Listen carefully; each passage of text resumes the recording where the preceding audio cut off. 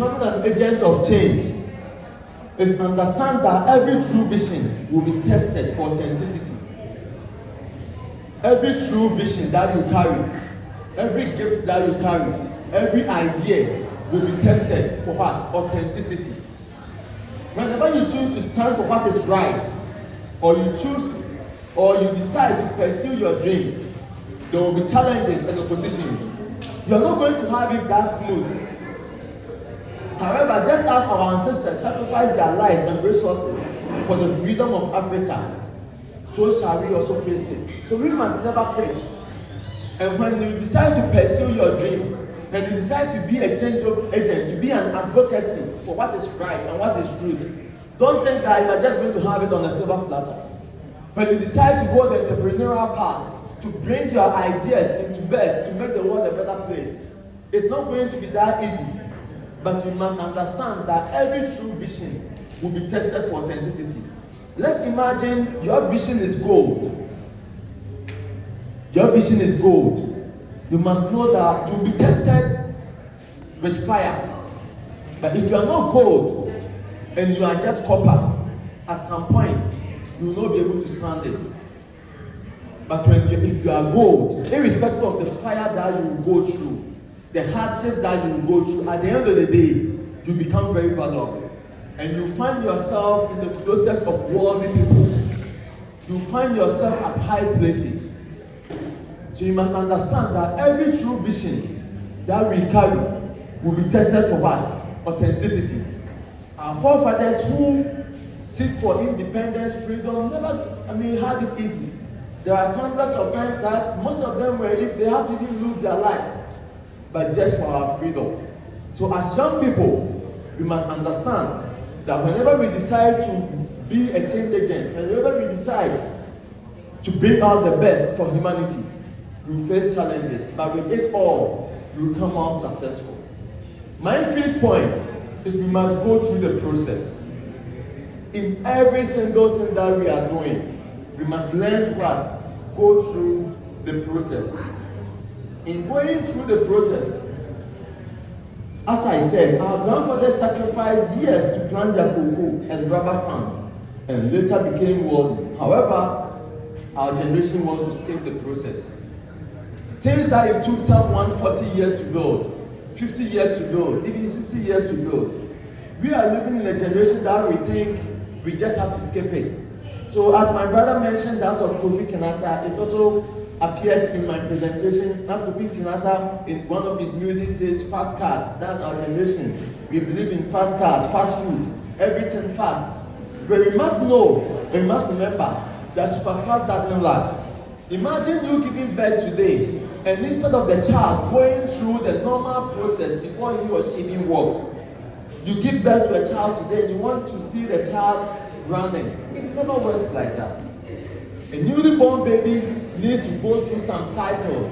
The breastfeeding moment, the times that the baby cannot even sit, you have to just hold it, the times that the baby will start crawling, the times that the baby will even be falling. It's all part of it. There will be times that the baby will start holding a table or something to be able to make some moves. It's all part of the process. So being it an entrepreneur, being it whatever you are doing, you must learn to go through the process. But in going through the process, there is one thing that is always built, and one thing that we can never ignore, that it gives you what? The resilience. When you are going through the process, it gives you the resilience. It makes you tough. It makes you tough. And it's necessary that we go through the process. My sixth point, before the final one, and I'll bring my speech to an end, is about character. We say charisma will take you to the top, but your character will keep you there or bring you down. There are so many people that their charisma took them to the top, but at the end of the day, their character brought them down. Some people were very beautiful. They had a chance to get very nice marriages, marry worldly people. But just after a year or two, they lose the marriage. Why? Because of what? Character. Character. Character has taken me it has taken people very far, as I said, and it has also brought others down. And one of the things that shows the real identity, or that can prove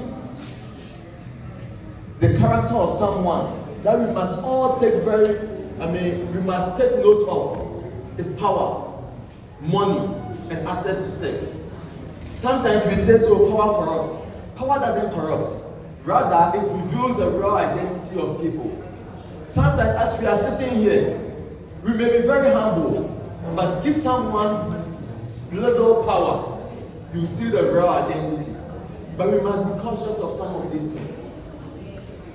There are people that you see them very humble. That's why we say never trust the humility of a poor man. Because there are people that the moment you expose them to money, that's where you see the real character of the person. That's the more reason why people are killing just because of money. People are doing all kinds of things just because of money. But we must make sure that we have a good character in everything that we do. I was also talking about access to sex. One day, we may get the opportunity to be at the top, to be bosses. Are you going to be the boss or the leader who will demand for sex before giving that young girl employment? Are you going to be the leader who will demand for sex before giving that talented young lady the opportunity to come out to their life? There are people who have platforms, they have connections, they have networks, but the only thing they will tell you is, this one there, unless I take one slot before I give you that connection, before I just go to bed with you, before you get that access. Are we going to be that kind of leaders within our generation? But our reputation is what others think of you, but your character is what only you knows. You sitting there, you know the things you do in your closet, the demands you make behind the scenes. Let's watch our character, because if we have good characters, it will also move on to other generations. And it affects. When you're moving with someone who is negative, if you don't take care, you also become the next negative person. But when you're working with people with positive attitudes, you also become what? Positive. And it takes me to my last point in becoming an agent of change. That we must never forget our roots. We must know where you are coming from and make it a point to guide and also mentor others. As Denzel Washington said, he said, each one, teach one.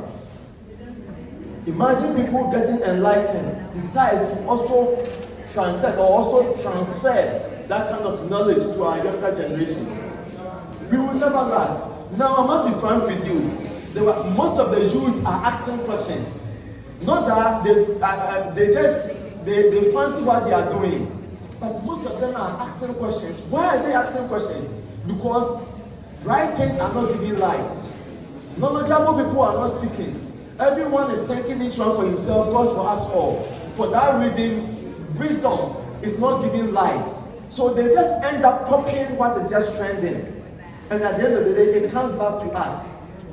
But if we make it a point to also impact our generation, and there is a quote that will say, the greatest act of leadership is mentoring. No matter how you may learn, achieve, accumulate, or accomplish, if it all dies with you, then you're a generational failure. If all the knowledge that we acquire as we move on in life, if it all dies with us, then we must what? We will be what? Generational failures. Because real leaders make themselves irrelevant, even when they are not there, because they are able to pass it on. They are able to pass the baton on. But sometimes we think, let me just stay in my small corner. I understand. The moment you begin to speak out, the moment you begin to mentor, it has its own effect as well. But as I mentioned in part of it, that every true bishop will be tested for authenticity. But at the end of the day, we will come out victorious. So we must be the change that everybody wants to see. We must be the change that Ghana wants to see. And we must be the change that Africa wants to see. And finally, we must be the change that the whole world wants to see. Thank you, and for entertaining the daytime CEO. Thanks for your time. Thank you.